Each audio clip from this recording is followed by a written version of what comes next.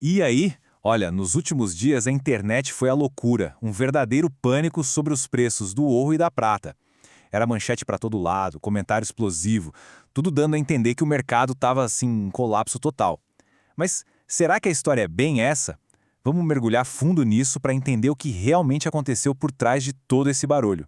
A grande pergunta que tomou conta de tudo foi essa aí, né? O mercado de metais preciosos realmente derreteu? Essa dúvida, gente, se espalhou que nem fogo em palha seca. E o resultado foi uma confusão e uma ansiedade enorme entre quem investe ou pelo menos estava pensando em investir. E essa ansiedade não é uma coisa abstrata, não. Comentários como esse, da Jana de Sá, mostram um impacto real na vida das pessoas. É o dinheiro, é o investimento suado, é o futuro que parece que está em risco, essa sensação de ver o valor caindo dia após dia, nossa, é angustiante, sem dúvida. E é justamente esse medo de cada um que, quando se junta, vira o tal do pânico coletivo. Com essa queda bem repentina nos preços, a porteira se abriu para um monte de opiniões, dúvidas, conselhos que iam para todos os lados. O resultado foi um mar de vozes confusas, onde parecia que ninguém mais sabia para que lado correr. E aqui a gente vê a frustração de quem tenta se manter informado. A Ângela Maria resumiu perfeitamente o sentimento. Sabe, aquela sensação de receber uma dica num dia e, poucos dias depois, a realidade parece ser o completo oposto.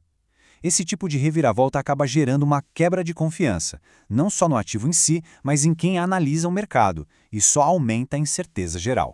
Essa citação aqui, olha, é o retrato da paralisia. Com tanto barulho, informação contraditória, a comunidade ficou como?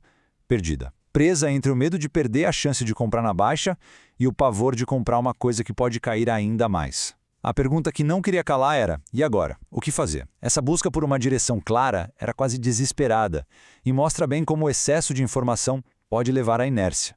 No fim das contas, as dúvidas eram praticamente as mesmas para todo mundo.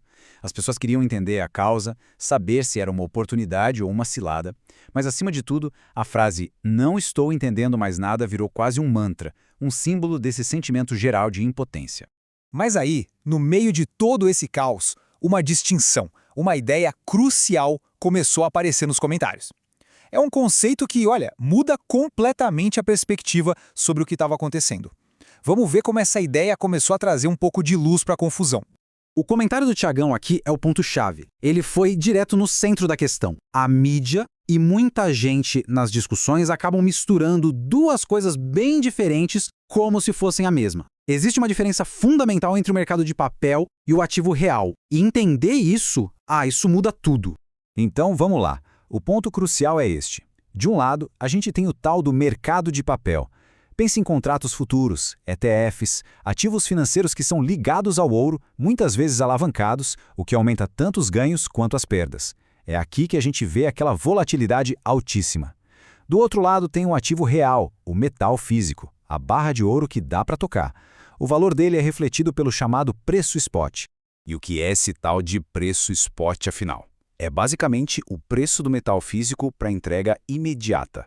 É a referência mais pura do valor do ouro ou da prata, sem toda aquela camada de especulação e alavancagem dos contratos de papel. A queda vertiginosa que causou o pânico todo, ela aconteceu principalmente nesse mercado de papel, e não com a mesma intensidade no preço do metal físico em si. Com essa clareza um pouco maior, a comunidade começou a debater as possíveis razões por trás desses movimentos todos. E aí surgiram teorias das mais simples até as mais complexas, tentando dar algum sentido para essa volatilidade. As principais teorias que pipocaram nos comentários foram mais ou menos por essa linha aí. Manipulação de mercado por grandes jogadores, um movimento simples de gente realizando lucro depois de uma alta enorme, nações aproveitando a queda no papel para estocar o metal físico mais barato e até influência política no meio da história. A explicação mais direta, e que muitas vezes a gente esquece no meio de teorias da conspiração, veio em comentários como este. Simples. O mercado subiu muito e quem comprou lá atrás decidiu botar o lucro no bolso. É o ciclo mais antigo e normal dos investimentos. Comprar na baixa, vender na alta. Uma correção de preço simples e até certo ponto saudável.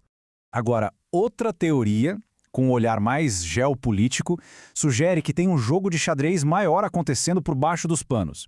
Comentários como o do Flaviano apontam que grandes nações, tipo China e Brasil, estariam usando essa volatilidade do mercado de papel para acumular o ativo físico. Isso transformaria o que, para o pequeno investidor, parece uma crise, numa janela de oportunidade estratégica para esses países fortalecerem suas reservas. Ok, agora vamos dar um passo para trás e olhar o cenário completo. Porque focar só na queda recente é como olhar para uma pecinha do quebra-cabeça e ignorar a imagem inteira, sabe? E este comentário ilustra o ponto central de forma brilhante. A memória do mercado é curta, né? E a gente tem uma tendência a focar no negativo. Toda a discussão sobre a queda ignora um fato essencial. Ela veio depois de uma valorização que foi, espetacular. O pânico do momento acabou ofuscando os ganhos gigantescos acumulados por quem já estava posicionado. Isso mostra como a nossa percepção pode ser dominada pelo evento mais recente. E só para colocar em perspectiva, a gente está falando de uma alta de mais ou menos 40% no período de um ano antes dessa correção.